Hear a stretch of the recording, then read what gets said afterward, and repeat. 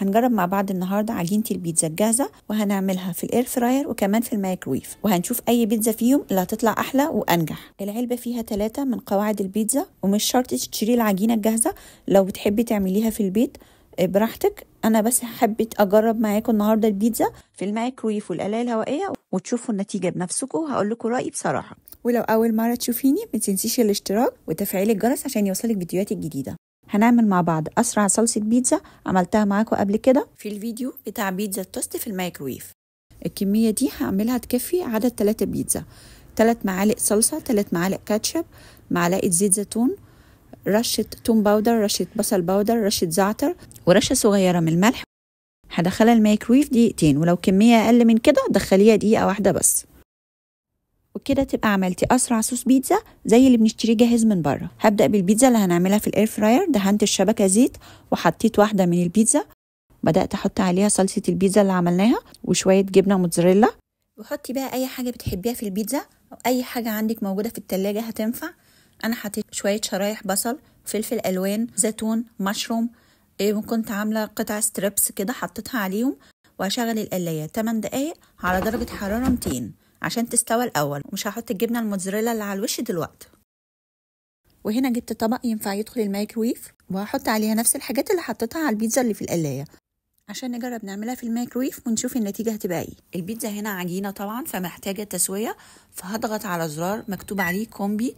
الزرار ده لاستخدام الشوايه والميكرويف في نفس الوقت مع بعض، للاكلات اللي بتحتاج تسويه من جوه مش للتسخين بس. وهختار 10 دقايق.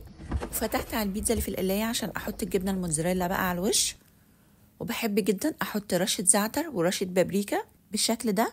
وهشغل عليها تاني 3 دقايق، بس المره دي على درجه حراره 200 عشان الجبنه الموتزاريلا تسيح وتاخد لون من على الوش. شايفين البيتزا عامله ازاي؟ ما شاء الله شكلها تحفه، واخدت لون حلو واتحمرت كمان من على الوش. يا ريت بقى يطلع طعمها حلو زي شكلها. وهقول لكم رايي بكل صراحه في اخر الفيديو، وهنقارن بينها وبين اللي في الميكرويف ونشوف مين فيهم احلى. عملت كمان بيتزا مارجريتا وحطيتها في القلايه. يلا نشوف بقى البيتزا اللي في الميكرويف عملت ايه. هي استوت من على الوش، بس حاسه من تحت منديه كده ميه، فشلتها حطيتها على شبكه الميكرويف، وحطيت الجبنه الموتزاريلا برضو ورشه زعتر ورشه بابريكا. وهدخلها تاني الميكرويف على الشبكه، وهشغل الجريل لمده 4 دقايق. هشوف البيتزا اللي في الاير فراير بعد ما خلصت ال7 دقايق الاولانيه. برضو هفتح احط الجبنه الموتزاريلا ورشه بابريكا ورشه زعتر، كنت ناسيه الزيتون حطيته. وهشغل كمان 3 دقايق على درجه حراره 200. بيتزا الميكرويف خلصت، وبكده يبقى اجمالي الوقت البيتزا الميكرويف اخدت الاول 10 دقايق تسويه فوق وتحت، الجريل مع الميكرويف في نفس الوقت. بعدين حطيتها على شبكه الميكرويف وشغلت الجريل بس 4 دقايق وممكن 5 دقايق، يعني اجمالي الوقت تاخد 15 دقيقه في الميكرويف.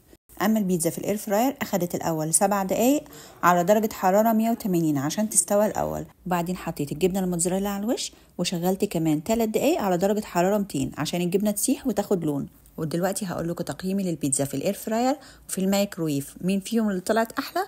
انا بحاول اطلع البيتزا اللي في القلايه، هي رخمه شويه وانت بتطلعها من الشبكه، خصوصا ان الاير فراير بتبقى سخنه. هو انا مش حاطاها تحتها حاجه، لو في ورقه زبده كان ممكن اشيلها بسهوله. البيتزا اللي على اليمين دي بيتزا الميكرويف، واللي على الشمال بيتزا الاير فراير. اولا الاتنين من تحت ما اخدوش لون. الاير فراير بتاعتي فيليبس ما فيش سخان من تحت، السخان فوق بس، فما اخدتش لون من تحت. والميكرويف برضو كذلك ما اخدش لون من تحت. عجينه البيتزا في الميكرويف حساها مكتومه شويه، لكن في القلايه كانت مستويه كويس جدا وهشه. يعني في القلايه بصراحه العجينه البيتزا استوت كويس جدا وطعمها احلى من وجهه نظري. اما الجبنه الموتزاريلا زي ما انت شايفه كده في الميكرويف هي ساحت كويس، لكن ما اتحمرتش طبعا من فوق، لان احنا كلنا عارفين ان الشوايه في الميكرويف بتبقى ضعيفه شويه، بتسيح الجبنه وكل حاجه لكن مش بتدي لون. اللي في القلايه ساحت كويس جدا، شايفه المطه اللي فيها انا مش عارفه امسكها من كتر الجبنه ما هي سايحه، وكمان اخدت لون. انا بالنسبه لي البيتزا اللي في القلايه هتاخد 9 من 10، لكن البيتزا اللي في الميكرويف هتاخد 7 من 10. وما تنسوش اللايك واكتبوا لي رايكم في التعليقات، واشوفكم على خير في فيديو جديد باذن الله.